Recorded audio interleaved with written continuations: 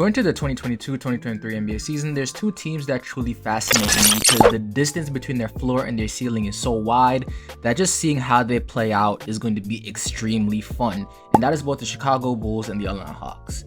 Today, we're just going to talk about the Hawks, and in their case right now, the Atlanta Hawks this offseason made some pretty nice moves. While some people may say the trade or the package they gave up was a little bit too much because it's 3 unprotected picks, that was enough to get Anthony Davis a couple of years ago, but they gave 3 unprotected picks to get Dejounte Murray, another all-star level guard and a great defender, next to Trae Young, who's a secondary ball handler and can definitely help this team in a lot of ways, so Trae Young can have some rest and that so no longer what happened to him against the Miami Heat can happen again. But in getting Dejounte Murray, while it solved some problems, it also created a couple more and also made some a little bit worse. There's some questions about Trae Young, if he can even play off ball and the fit between him and Trae Young.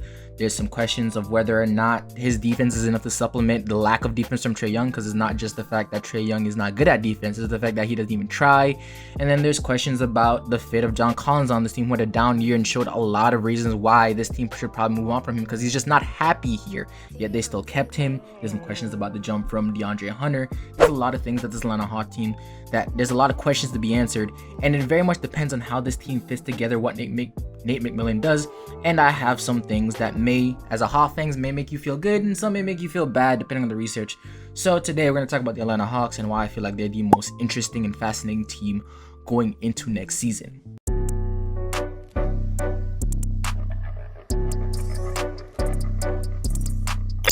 Now, first things first, we need to talk about the fit between Trae Young and Dejounte Murray. And while it seems like their skill set is just a plug and play, there's just a lot of things and the questions that come with this duo that I need to see them actually be successful before I believe it.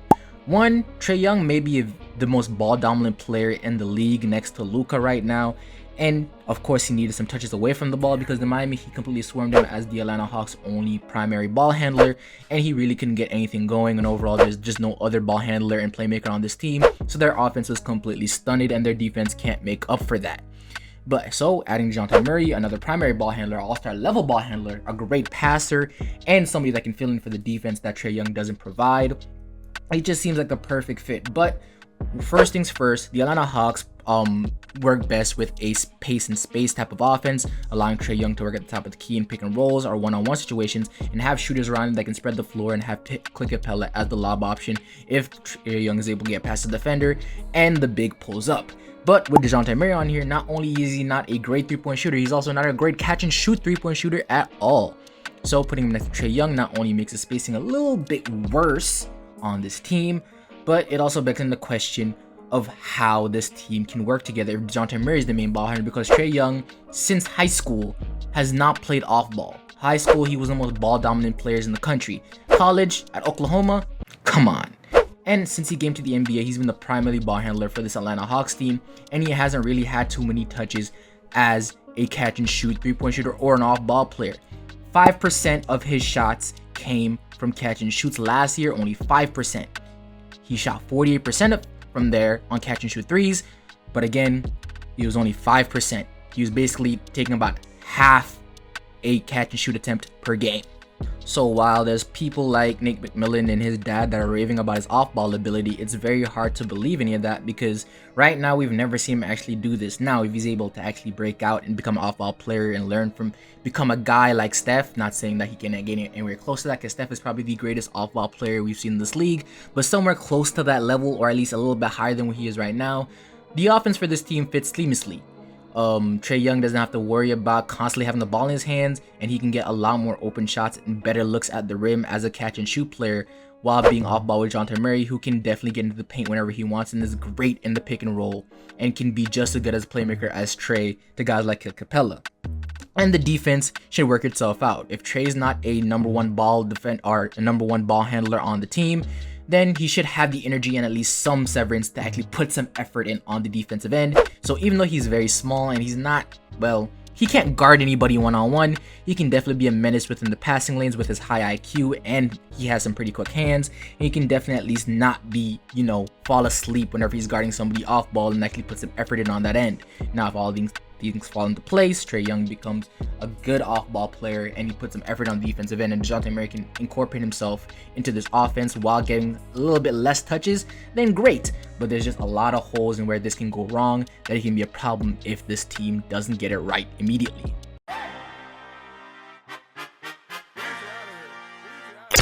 The next thing we need to talk about is DeAndre Hunter.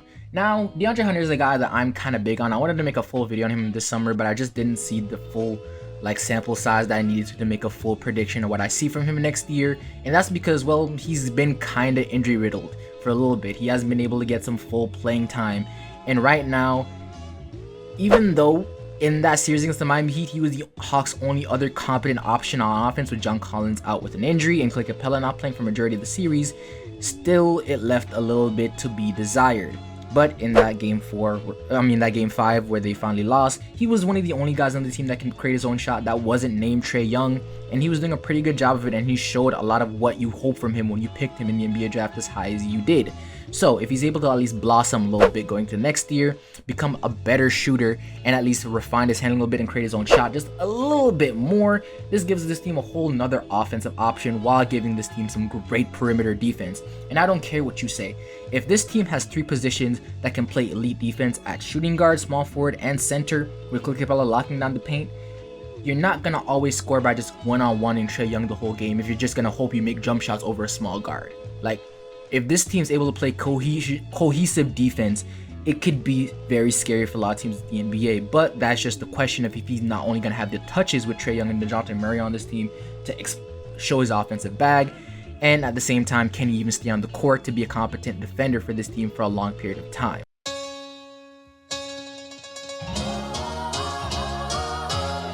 And the last thing I would want to talk about for this Atlanta Hawks team is John Collins.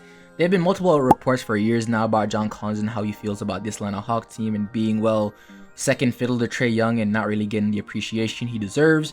And I can understand why he would feel that, but at the same time, I don't think he has the skill level to call for more touches than he already has. But it's very surprising the Atlanta Hawks didn't move him this offseason with not only how inflated the trade market is, but the amount of teams that really need a 4. I thought maybe they would try to trade him to the Miami Heat, but then again, I'm very glad that we didn't trade for him. I'm a Heat fan, by the way.